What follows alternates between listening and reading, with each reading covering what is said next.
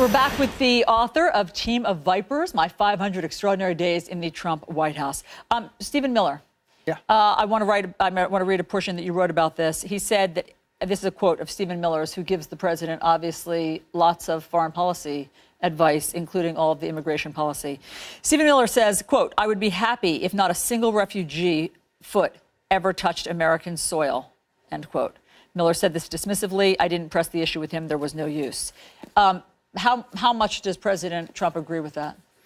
I don't know. And I'll say, too, that that statement I don't think was necessarily indicative of the policy that he's trying to implement. I don't think he thinks that's a realistic policy. But I included it because I think it gets at a little deeper kind of feeling about the refugee issue that is pervasive among some people in the White House. And it hit me in a personal way because I've spent a lot of time in the Middle East working with Syrian refugees. And so when we talk about that issue, I see those faces. So more than Stephen Miller feels that way in the White House? I think probably so. I think from a policy perspective, the administration's stated goals on the refugee issue, which are to move these people to safe places as close to their homes as possible, to prioritize religiously persecuted individuals. I think those are good things. My point in talking to him about that was the president promised to take care of Christian refugees in that part of the world, and I just really wanted to keep that promise. Did you ever hear President Trump say anything about refugees?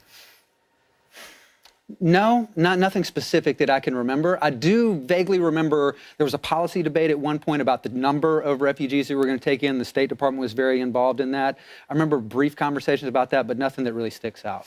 Who wrote the anonymous op-ed? Man, wouldn't we all like to know? Wouldn't we all like to know? Who's your theory? I don't know.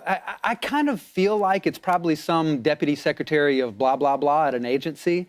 But I'll say I didn't like that. In my book, I'm willing to be critical of various people and the president and different things. I just didn't think there was anything honorable in writing, like basically being the resistance inside. Because as a staffer, you have two options. You disagree with the president and you subordinate your views to him when he makes a decision, you go with it, or you quit. And either one of those can be honorable. I just don't like the whole resistance on the inside thing. Have you talked to the president since you left the White House? I have briefly, at one point when I left, but nothing substantive. Haven't talked to him since the news about the book came out. Here's what, according to Politico, the president is feeling about your book. Trump is asking aides, who is this guy? Why is he writing this book? He wasn't even in meetings. This is what the sources told Politico. Yeah. Oh, people read it for themselves and see all the vivid scenes. But I mean, were you in meetings and he does know you? Sure. You know, one of my favorite things we have is a document of about 45 different pictures of like foreign leader meetings and budget meetings and you name it. And there I am in the background. So it's kind of hard to write the pictures out of history. But it doesn't surprise me. It's kind of par for the course. Did you sign an NDA, a non-disclosure? Yeah. The truth is, I kind of don't remember. That seems important. Well, I assume that I signed whatever Sean Spicer signed in the White House. I assume I signed whatever Corey Lewandowski and Dave Bossie signed on the campaign. Those folks have written books, but I just really don't remember. Wow. But somebody you know how it is when you have a lot of onboarding paperwork and you're just going to town. So I remember signing some paperwork. I don't remember what it was. The president likes to give tours of the White House. Can you tell us what he says on those tours, including he gives a tour of where he says the Clinton-Lewinsky scandal happened? Yeah, so the kind of suite that's off of the Oval Office, he's got a beautiful white marble bathroom there. I mean, he's still a construction guy. He likes to point, out the quality of some of these things. There's the private study where you mentioned various nefarious events may have taken place. There's the private dining room, which he says was a dump when he got there, and he spruced it up. He got a new chandelier in there, which we paid for with his own money. He likes to take people up. I remember the whole New England Patriots football team goes up to the residence to see the Lincoln bedroom, and he loves to show the Emancipation Proclamation there and all these different things. So he's just kind of like a gregarious host, loves to take people, kind of explore the wonder of the White House. And the whole atmosphere is kind of like, can you believe it? Here we are. Yeah. So it's pretty funny. Now he thinks the White House is up to snuff, but he thought it was a dump before he took over. I'll actually defend him on that one a little bit. People thought he was talking about the residents, and he wasn't.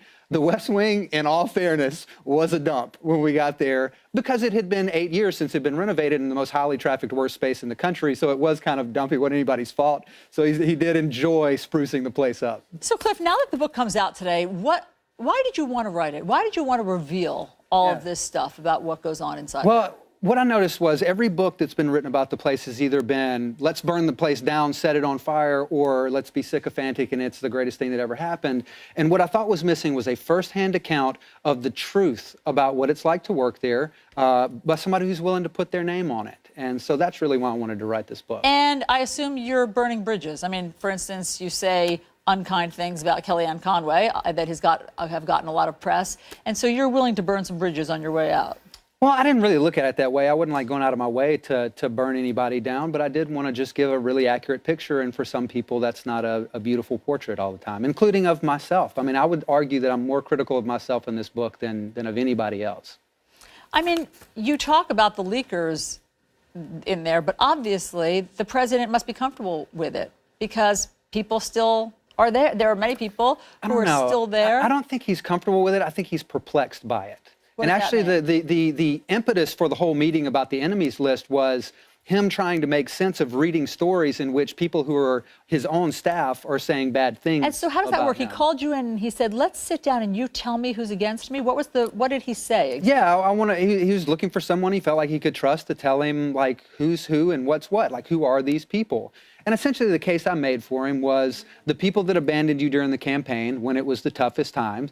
A lot of those people are here now, and it's going to be tough in here too. And I feel like they're abandoning you again. As I mentioned earlier, though, it's one of the moments in the White House that I regret doing that. But in the moment, I was so caught up in, I was a Viper too. We're talking about the team of Vipers. I feel like I was as well playing the game. I'm going to push somebody else out so I can get a better position or whatever it may be. So it was a bizarre kind of series of events there. Now that you're on the outside, was it interesting for you, or what did you glean from watching the whole shutdown experience where the president did not win? And so what does that tell you? What can you tell us about his negotiating style of why he didn't win that? Totally. So there's a scene in the book where he's frustrated with Paul Ryan, and he's on the phone with him. One of the things he said that stuck out to me was, look at Nancy Pelosi. She knows a little word called loyalty, Paul. And the point he was making was she keeps her people together, and she's tough. And I think there's probably a reason why Nancy Pelosi hadn't got a nickname yet. And I think he respects her as a negotiator. I will say the shutdown was a little bit out of character for Trump because I noticed in his negotiating style, he's always looking for ways to increase his leverage, look for ways to invent leverage if he can.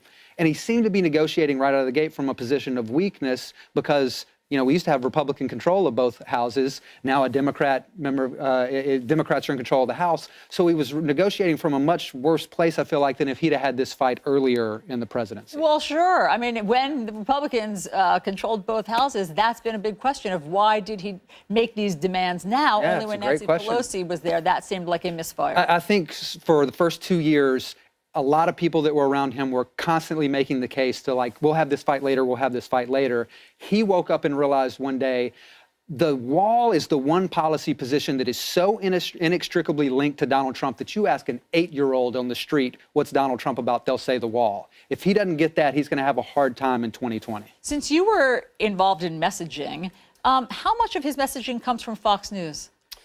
I do think that there's a pretty big feedback loop there. I don't think that surprises anyone. He does pay close attention. I think it can be a positive in that he has his finger on the pulse of what his base thinks and what the country is thinking. Well, what his base thinks and what Fox News' audience thinks. I don't know if it's what the country thinks. Well, I don't think there's any doubt that the whole political strategy for Trump has been a base play from day one, that he bet that energizing a base of people is going to be more effective than appealing to kind of a mile wide and an inch deep. So he's going to go super deep with 35 to 40% of the country and bet they're the ones who turn out on election day.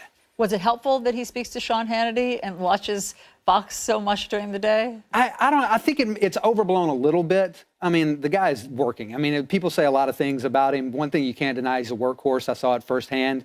But I do think that there are times that, maybe it'd be better to get policy advice from an expert in that field than it is from any TV host, regardless of network. You'll be shocked to know that the president just tweeted about you while we've been doing this interview. Really? Yes. I'll read it to you right now. Okay, and good. to myself. Good. A low-level staffer that I hardly knew, named Cliff Sims, wrote yet another boring book based on made-up stories and fiction.